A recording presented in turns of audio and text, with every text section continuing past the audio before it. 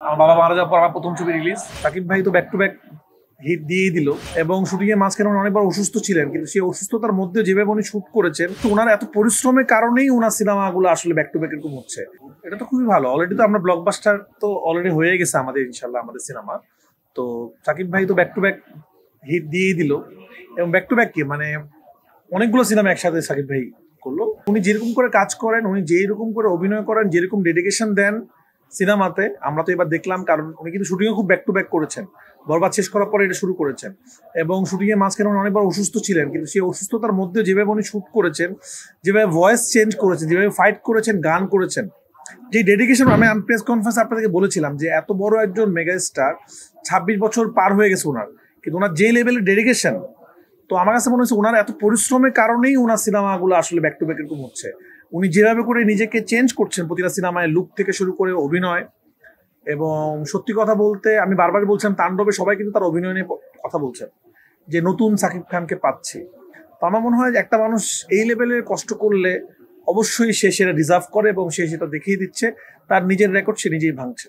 তো আমি কংগ্রেচুলেশন জানাতে চাই সাকিব ভাইকে, যে উনি নিজের রেকর্ড নিজেই ভাঙছেন প্রতিনিয়ত। না না, অফকোর্স আছে, সেটা তো না থাকার কোনো কারণ নাই। আর আপনি যেটা বললেন যে ব্যাক টু ব্যাক হিট, দেখেন সারা পৃথিবীতে আপনি যদি দেখেন তাহলে যত বড় বড় স্টার আছে তাদের, ধরেন শাহরুখ খানের কথা, এমন সময় গেছে শাহরুখ খান 4 বছর কোনো সিনেমাই করেন, এবং 4 বছর আগে একটা হিট ছিল, তারপর 4 বছর পরে এসে জওয়ান দিয়ে হিট হলো। তো এটা কিন্তু হতেই পারে এখন।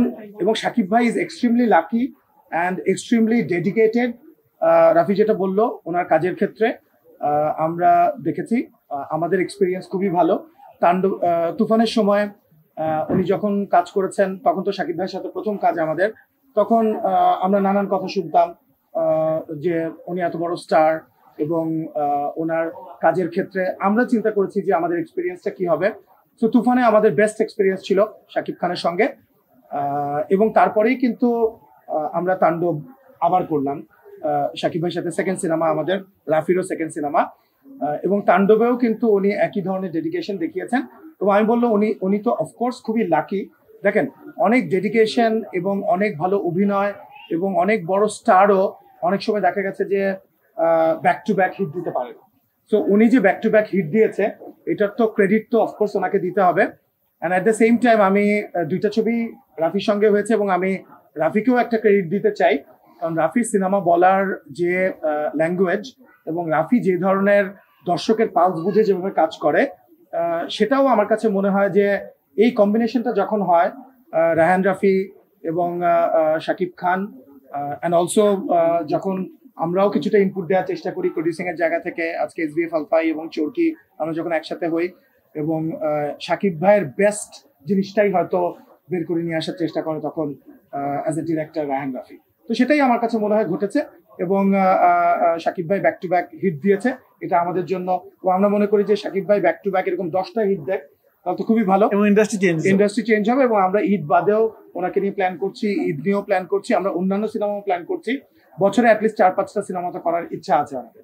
কিন্তু আমাদের ইন্ডাস্ট্রির একটু স্ট্রাকচার হতে হবে, একটু ঠিকঠাক করতে হবে, যে ফ্লস গুলো আছে সেগুলো নিয়ে আমাদের একটু কাজ করতে হবে।